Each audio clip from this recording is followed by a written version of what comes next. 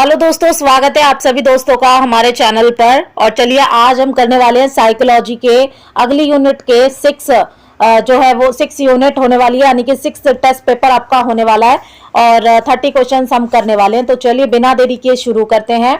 छोटी कक्षाओं में गणित विषय में रुचि उत्पन्न करने के लिए पढ़ाने का तरीका कौन सा होना चाहिए? अब गणित की बात आ रही है यहाँ पे, ठीक है। साइकोलॉजी के अंदर 4 ऑप्शन है, मनोरंजक और खेल संबंधी, रटने का तरीका, आगमन विधि या निगमन विधि। तो देखो छोटी कक्षाओं में बात हो रही है ना, तो यहाँ पर सबसे ज्यादा इंपॉर्टेंट होता है आपका मनोरंजक और खेल विधि के माध्यम से। चलिए, कॉन्क्रीट ऑपरेशनल स्टेज के अंतर्गत उचित होता है। कॉन्क्रीट क्या होता है? आपका जो मूर्त होता है ना, मूर्त यानी कि जो जिसको हम देखते हैं जानते हैं, ठीक है। अनुक्रमणशीलता आएगा, वस्तु स्थायित्व का अभाव, अमूर्त चिंतन या संबंध। तो इसमें कॉन्क्रीट ऑपरेशनल स्टेज पर जब बच्चा होता है तो वो संबंध स्थापित करना सीख जाता है। विचारों की अच्छी अभिव्यक्ति किस प्रकार के प्रश्नों से हो सकती है? 4 ऑप्शन है, वस्तुनिष्ठ, अति लघु उत्तरात्मक, निबंधात्मक या फिर लघु उत्तरात्मक। तो ये जो निबंधात्मक होते हैं ना, इसमें अगर विचारों से रिलेटेड बात आती है तो फिर विचारों की अच्छी अभिव्यक्ति आपकी निबंधात्मक प्रश्नों में हो सकती है, ठीक है। चलिए, सर्वाधिक प्रभावशाली शिक्षण विधि कौन सी है? सामग्री कौन सी है? सॉरी, प्रक्षेपित, प्रत्यक्ष अनुभव, इनमें से कोई नहीं। तो आपको पता है जब आप चीजों को प्रत्यक्ष अनुभव करते हैं तो ही आप क्या करते हैं, अच्छी वो शिक्षण सामग्री मानी जाती है। अगला ऑप्शन क्वेश्चन देखेंगे, निम्नलिखित में से कौन सा अनौपचारिक आकलन की विशेषता को नहीं दर्शाता है? 4 ऑप्शन से, विद्यार्थी अपनी उत्तर पुस्तिकाओं से जैसा कार्य कर रहे हो उस तरफ देखना, विद्यार्थी जब अन्य विद्यार्थियों को समझाने अथवा चर्चा में व्यस्त हो उनको सुनना, अध्यापक द्वारा पूछे गए प्रश्नों पर दिए जाने वाले उत्तरों की मॉनिटरिंग करना, या विद्यार्थियों की उत्तर पुस्तिकाओं की जांच कर अंक या ग्रेडिंग प्रदान करना। तो कौन सा नहीं दर्शाता? यही कि अंक और ग्रेडिंग की बात नहीं आती है, ठीक है। चलिए अगला क्वेश्चन देखेंगे, हर्वर्ट उपागम के पद कितने हैं? 4 ऑप्शन है, 3, 5, 8, 9। तो आपको पता हर्वर्ट ने 5 उपागम दिए हैं, प्रस्तावना, प्रस्तुतिकरण, तुलना, सामान्यीकरण और अनुप्रयोग।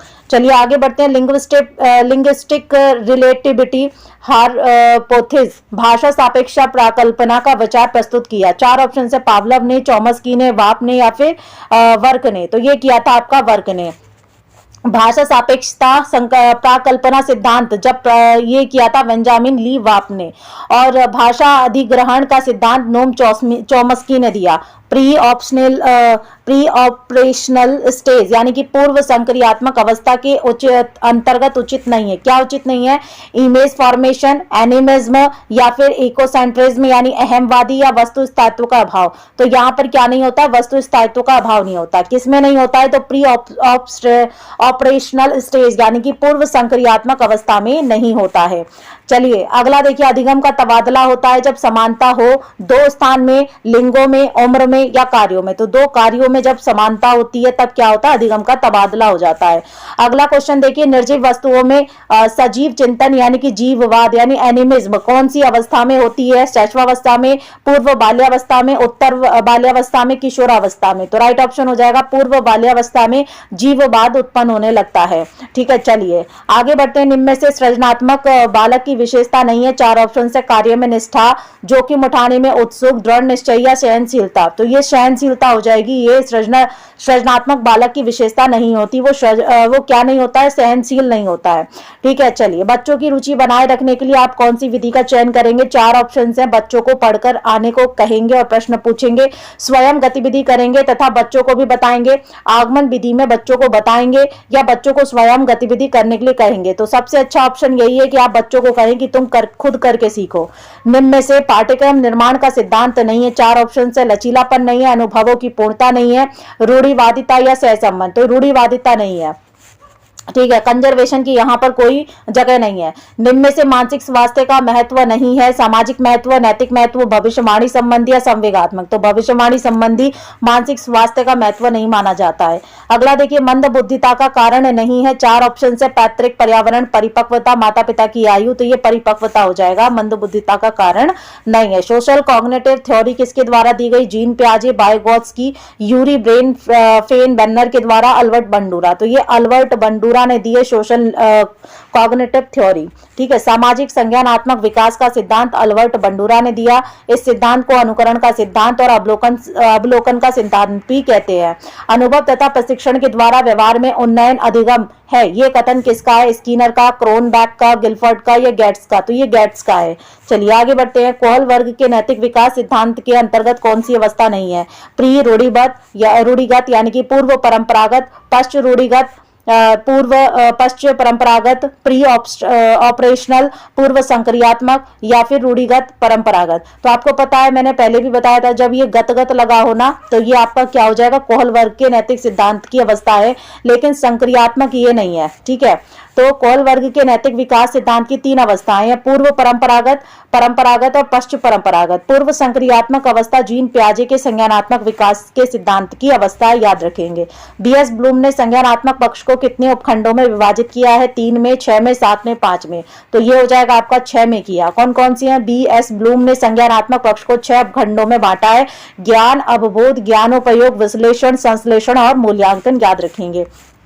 अगला क्वेश्चन देखिए, मानसिक आयु के प्रत्यय का सर्वप्रथम प्रयोग किया किसने? टर्मन ने, कैटल ने, बीने ने, उपयुक्त सभी ने। तो ये किया था बीने ने। मानसिक आयु का प्रत्यय सर्वप्रथम बीने ने दिया और मानसिक परीक्षण कैटल ने किया था। वाइगोत्स्की के सामाजिक सांस्कृतिक सिद्धांत में किस पहलू की उपेक्षा होती है? सामाजिक की, सांस्कृतिक की, भाषा की, जैविक की? तो जैविक होती है। वाइगोत्स्की ने अपने सिद्धांत में समीपस्थ विकास क्षेत्र यानी कि ZPD की व्याख्या की है। ठीक है, हर शिक्षार्थी अद्वितीय है, यह आशय किससे? कोई शिक्षार्थी अपनी योग्यता, रुचि और बुद्धि में एक समान नहीं होता है। शिक्षार्थियों में कोई समान गुण नहीं होते और ना ही उनके लक्ष्य समान होते हैं। तीसरा ऑप्शन है, सभी शिक्षार्थियों के लिए समान पाठ्यचर्या संभव है और बेमेल कक्षा में शिक्षार्थियों की क्षमता विकसित करना संभव है। तो राइट ऑप्शन हो जाएगा क्या? कोई भी शिक्षार्थी अपनी योग्यता, रुचि और बुद्धि में एक समान नहीं होता है। अगला देखिए, आदत है। आदत क्या है? कोई कार्य की पुनरावृत्ति, ये एक जन्मजात प्रक्रिया है, ए और बी दोनों। तो ये जब भी आप किसी कार्य को बार बार पुनरावृत्ति करते हैं तो वही आपकी आदत हो जाती है। एक बालक जो डॉग को गॉड और बैट को टैब पढ़ता है, निम्नलिखित में से किस प्रकार की निःशक्तता से पीड़ित है?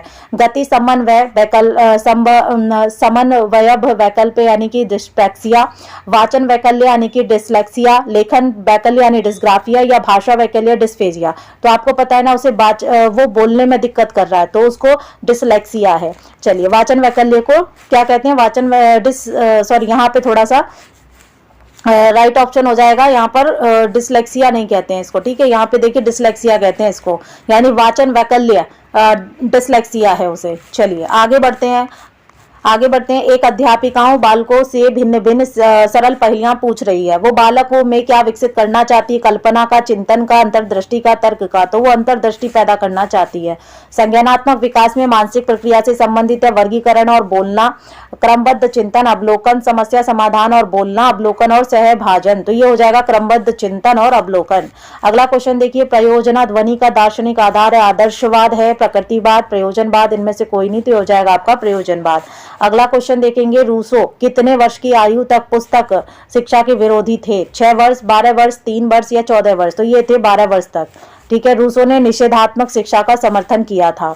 चलिए आगे बढ़ते हैं। जीन पियाजे के अनुसार पूर्व बाल्यकाल होता है संवेदी पेशी अवस्था, पूर्व संक्रियात्मक अवस्था, स्थूल संक्रियात्मक अवस्था या औपचारिक संक्रियात्मक अवस्था। तो ये हो जाएगा पूर्व संक्रियात्मक अवस्था। जीन पियाजे के संज्ञानात्मक विकास सिद्धांत की 4 अवस्थाएं हैं, संवेदी पेशी अवस्था, पूर्व संक्रियात्मक अवस्था, स्थूल संक्रियात्मक अवस्था और औपचारिक संक्रियात्मक अवस्था। निम्न में से कौन सा कथन विकास के बारे में सत्य नहीं है? विकास अंतःक्रिया का फल है, विकास एक व्यवस्थित श्रृंखला का अनुगामी है, विकास एक व्यक्तिगत प्रक्रिया है या विकास विशिष्ट से सामान्य की ओर चलता है? तो ये वाला गलत है, विकास हमेशा सामान्य से विशिष्ट की ओर चलता है। तो यहाँ पर दोस्तों हमने यहाँ पर 30 क्वेश्चंस किए। आपको क्लास कैसी लगी कमेंट में जरूर बताइएगा और चैनल पर नए हैं तो चैनल को सब्सक्राइब कर लीजिए, बेल आइकन को ऑन कर लीजिए और साथ में क्लास को लाइक करना बिल्कुल मत भूलिएगा, कमेंट में लिखना मत भूलिएगा।